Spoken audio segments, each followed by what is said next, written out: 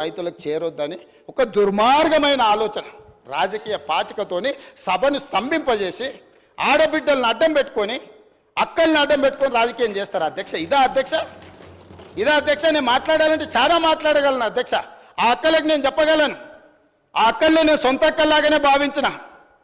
ఒక అక్క నన్ను నడి బజార్లో వదిలేసినా నేనేమనలే.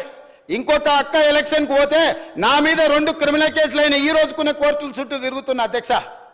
మీరు మాత్రం అక్కడికి వెళ్ళి మహిళా కమిషన్ చైర్పర్సన్ తెచ్చుకున్నారు, ఎమ్మెల్యే టికెట్ తెచ్చుకున్నారు, ఎమ్మెల్యేలు అయినారు. నేనేమన్నా అధ్యక్ష నా మీద కేసులు తీయాలని? అరే తమ్ముడు నా ఎలక్షన్కి వచ్చిండు, ఆయన మీద ఎందుకు కోపం, కేసులు తీయండి అని ఎప్పుడని చెప్పిండ్రు అధ్యక్ష? అయినా నేను అక్కల్ని ఏం అడగలేదు అధ్యక్ష, ఏమనలే కదా. అక్కలుగానే భావించిన, సొంత అక్కలే అని నేను భావిస్తున్నా అని చెప్పిన అధ్యక్ష. నా కుటుంబ సభ్యురాలు సీతక్క అని చెప్పిన. ఎంత అవమానకరంగా మాట్లాడిండ్రు అధ్యక్ష సీతక్క పట్ల. ఇవాళ సోషల్ మీడియాలో ఒక వీడియో పెట్టిర్రు అధ్యక్ష. నేను అది చూపిస్తే సభ గౌరవం తగ్గుతుంది కాబట్టి చూపించట్లేదు.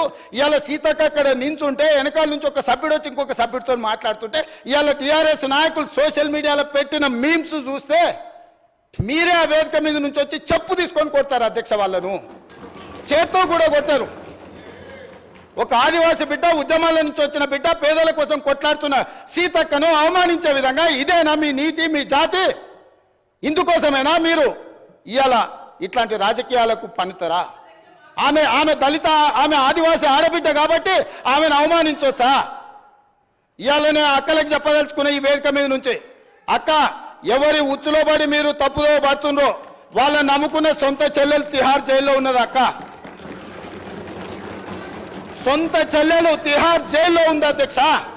సొంత చెల్లెల్ని తిహార్ జైల్లో పెట్టి ఢిల్లీకి వెళ్ళి మమ్మల్ని లోపలేకు, మా చెల్లెలు కావాలంటే ఇంకో ఏడాది లోపల పెట్టని బేరసారాలు చేసుకున్న నీచులు అధ్యక్ష వాళ్ళు. వాళ్ళ గురించి ఏందక్క మీరు మాట్లాడేది? ఈ అక్కల కోసం కొట్లాడింది నేను అధ్యక్ష, వాళ్ళు కాదు.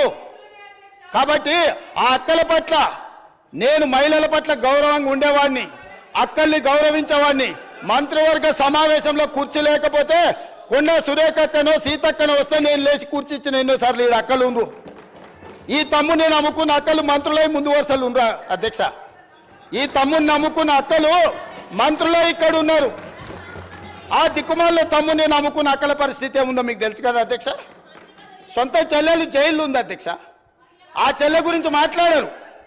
కానీ ఇవాళ రైతు రుణమాఫీని దెబ్బతీయడానికి, స్కిల్ యూనివర్సిటీ ఆలోచనను నిరుద్యోగ యువకులకు ఉపయోగపడకుండా అడ్డుకోవడానికి, ఇవాళ మా మాదిగల సోదరుల ఆకాంక్షను నెరవేర్చడానికి ప్రయత్నం చేస్తే సభకు రారు అధ్యక్ష.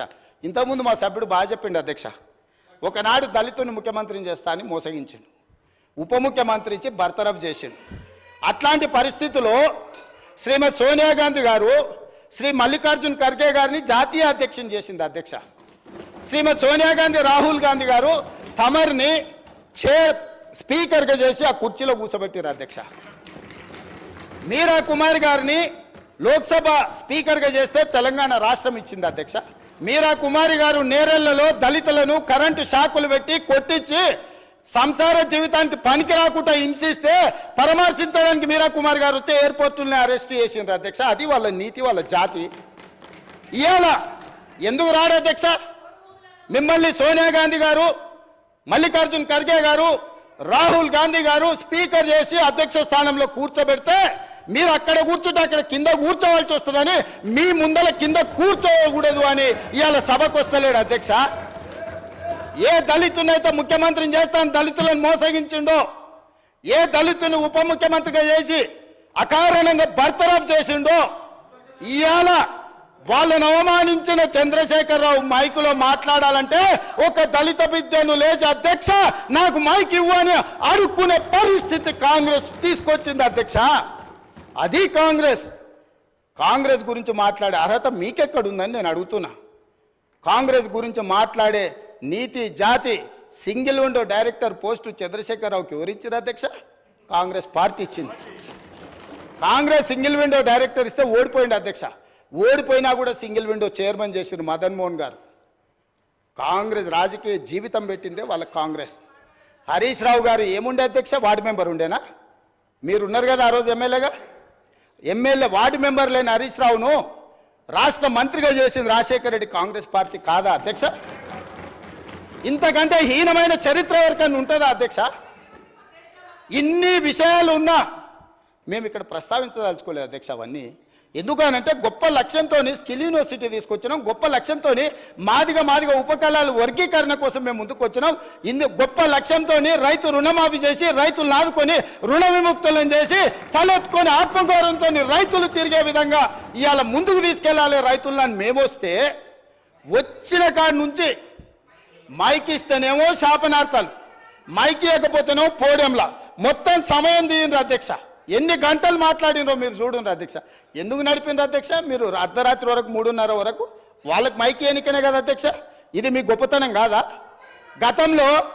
గతంలో బడ్జెట్తో పాటు గ్రాంట్స్ కానీ డిమాండ్స్ కానీ గిలిటన్ చేసి పాస్ చేసుకొని పోలేదా అధ్యక్ష?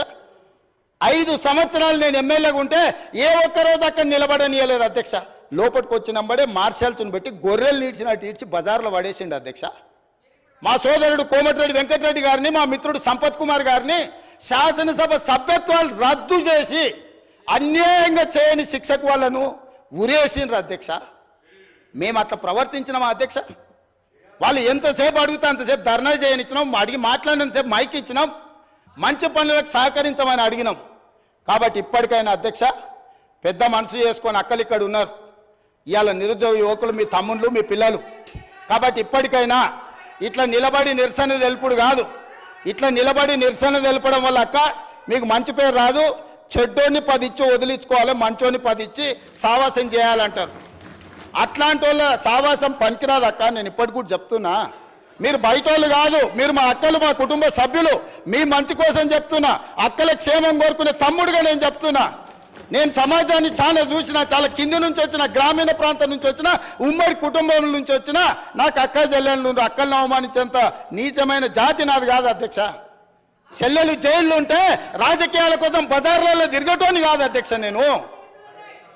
అందుకే అక్కలతో పాటు వాళ్ళకు కూడా నేను విజ్ఞప్తి చేస్తున్నా, రైతు రుణమాఫీని అభినందించండి, మాదిగల వర్గీకరణకు సహకరించండి, ఆర్డినెన్స్ తీసుకొస్తాం అవసరమైతే, లేకపోతే ప్రత్యేక శాసనసభ సమావేశాలు పెట్టి సుప్రీంకోర్టు ఇచ్చిన జడ్జిమెంటును, ఇప్పుడు ఇచ్చిన నోటిఫికేషన్లలో కూడా మా మాదిగ బిడ్డలకు వర్గీకరణ ప్రకారం వాళ్ళకు రిజర్వేషన్లు అమలు చేయడానికి అవసరమైతే తమరి అనుమతి తీసుకొని, మా మంత్రుల సహకారం తీసుకొని ప్రత్యేక సమావేశాలు పెట్టి మాదిగ సోదరులను ఆదుకుంటాం అధ్యక్ష. ఏళ్ళ కొద్ది దశాబ్దాల కొద్ది నిరీక్షించారు అధ్యక్ష. ఇవాళ వాళ్ళకి ఎంత మంచి సంతోషకరమైన పండుగ రోజు అధ్యక్ష. వాళ్ళ కళ్ళల్లో ఆనందం మనం 10 నిమిషాలు కూడా చూడలేమా అధ్యక్ష? ఎన్ని తరాలు వాళ్ళు నిరీక్షించారు ఈ రోజు కోసము. ఇవాళ ఇన్ని తరాలు నిరీక్షించి వచ్చిన ఒక మంచి అవకాశం వాళ్ళు పండుగ చేసుకునే సందర్భంలో మనం వాళ్ళకి సహకరించాలి కదా అధ్యక్ష. దేవతలు యజ్ఞాలు చేస్తుంటే రాక్షసులు భంగం కలగనికి వచ్చిర్రట. ఇవాళ సుప్రీంకోర్టు మేము మంచి అడ్వకేట్లను పెట్టి వాదించిపిచ్చి మేము ఇవాళ జడ్జిమెంట్ తీసుకొచ్చాం. దామోదర రాజనరసింహ గారు ఇక్కడనే ఉన్నారు. వారిని పిలిచి, అడ్వకేట్ జనరల్ని పిలిచి 4 గంటలు నేను సమీక్షించి ఇది నిర్లక్ష్యం చేయడానికి వీలు లేదు,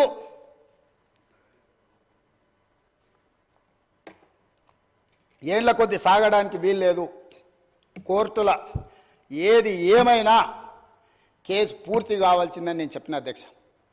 మా ఎమ్మెల్యేలు అందరినీ పిలుచుకొని మాట్లాడినా, మా నాయకులను పిలిచి మాట్లాడినా, మిగతా సహచర మంత్రివర్గ సభ్యులకు చెప్పిన మనకు బాధ్యత వచ్చింది.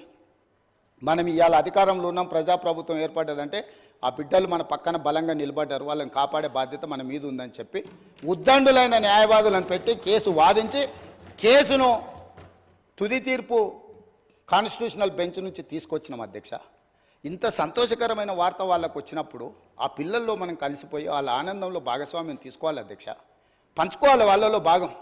ఎందుకంటే ఈ అధికారం వాళ్ళు ఇచ్చింది అధ్యక్ష.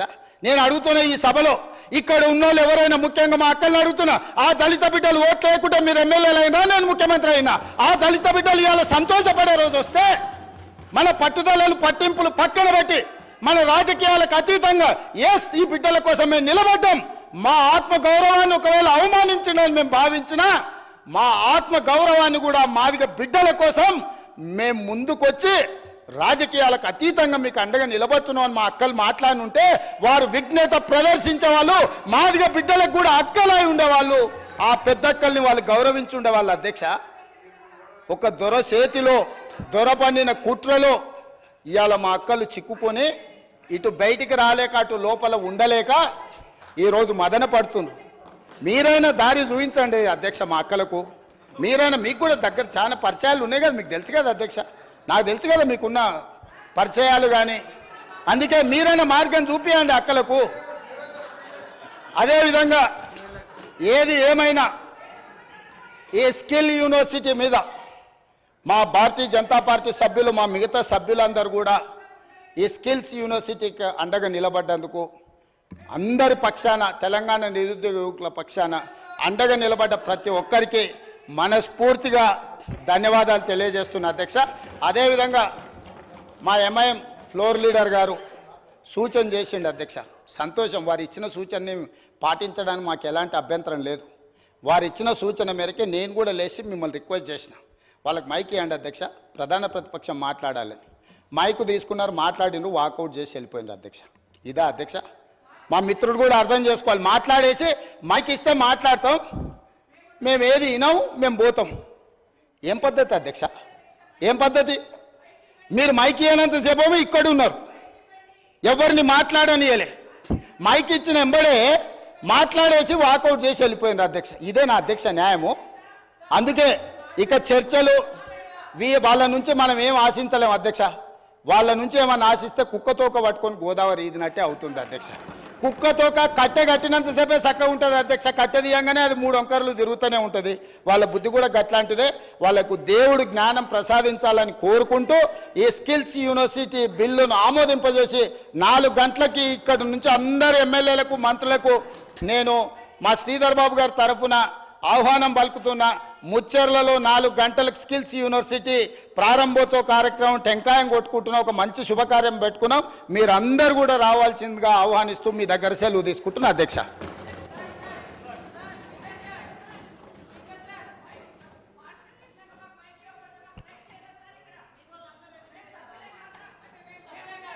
Honorable Speaker, sir.